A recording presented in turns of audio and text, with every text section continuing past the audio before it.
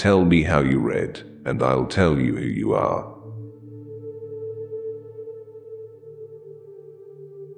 If I take death into my life, acknowledge it, and face it squarely, I will free myself from the anxiety of death and the pettiness of life, and only then will I be free to become myself.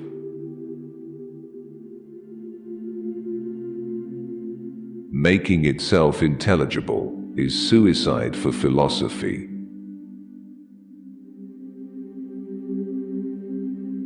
Man acts as though he were the shaper and master of language, while in fact language remains the master of man.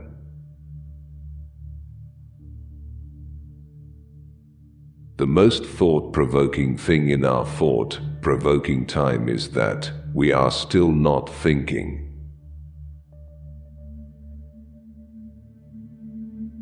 Everyone is the other, and no one is himself.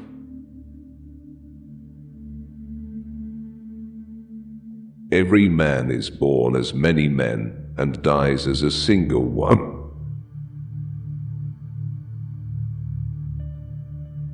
Why are there beings at all, instead of nothing?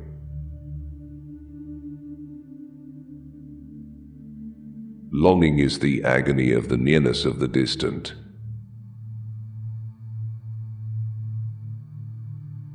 Thinking only begins at the point where we have come to know that reason, glorified for centuries, is the most obstinate adversary of thinking. The possible ranks higher than the actual.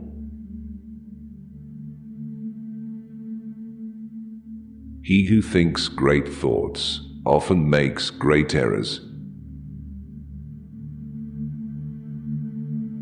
Truth is that which makes a people certain, clear, and strong. To think is to confine yourself to a single thought that one day stands still like a star in the world's sky.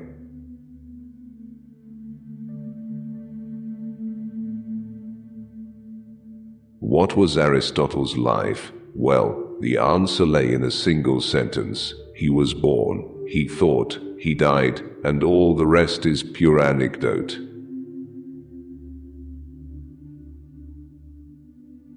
The human being is not the lord of beings, but the shepherd of being. Only he who already understands can listen. Temporality temporalizes as a future which makes present in the process of having been.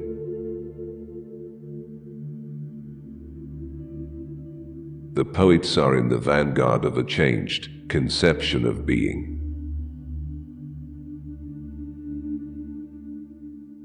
There is no such thing as an empty word, only one that is worn out yet remains full.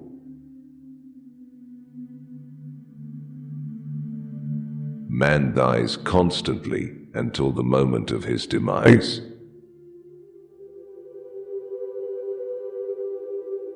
We are too late for the gods and too early for being.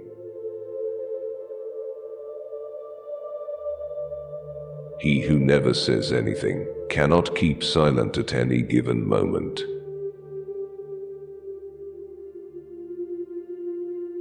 Mere anxiety is the source of everything.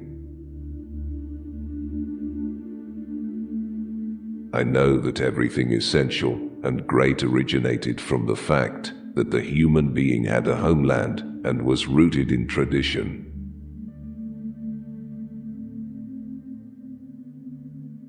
But what is great can only begin great.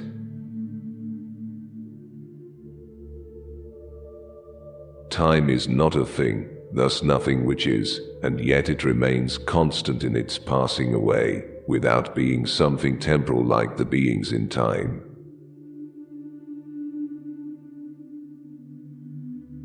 Language is the house of being.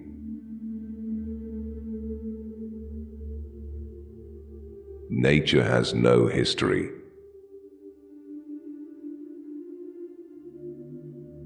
As soon as we are born, we are old enough to die. Only a God can save us. The song still remains, which names the land over which it sings.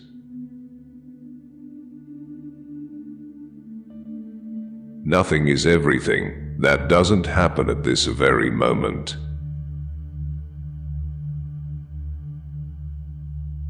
We never come to thoughts, they come to us.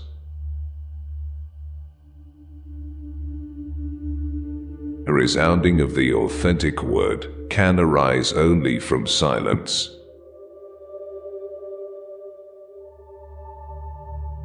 Nobody will deny that there is an interest in philosophy today, but is there anything at all left today in which man does not take an interest in the sense in which he understands interest?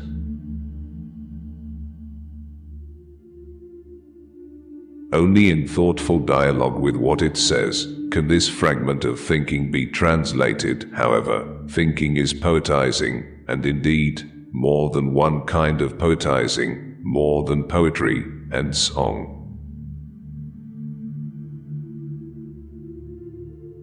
We do not have any clear, common, and simple relation to reality and to ourselves. That is the big problem of the Western world. Expelled from the truth of being, man everywhere circles around himself as the animal rationale.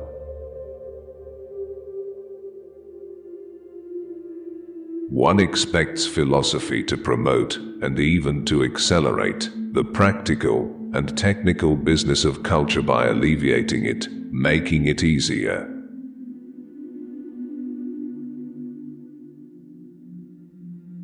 Nothing religious is ever destroyed by logic. It is destroyed only by the God's withdrawal.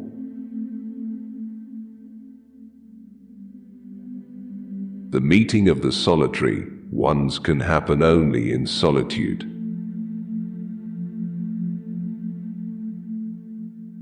Language speaks, and not the human.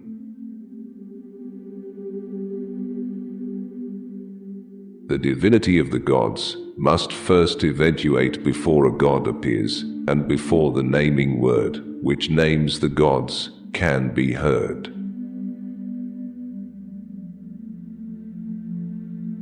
The essence of technology is by no means anything technological.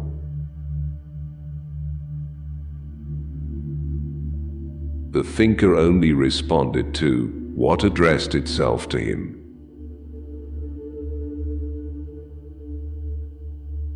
But anyone who only expects thinking to give assurances and awaits the day when we can go beyond it as unnecessary is demanding that thought annihilate itself.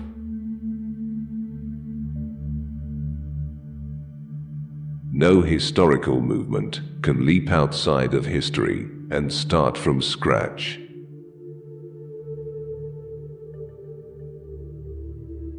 When we say something about something, we make it lie there before us, which means at the same time to make it appear.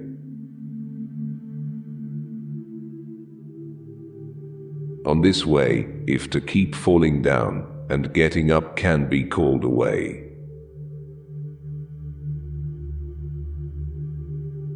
Everything has always already been said, and yet this same possesses, as its inner truth, the inexhaustible wealth of what is on every day as if that day were its first.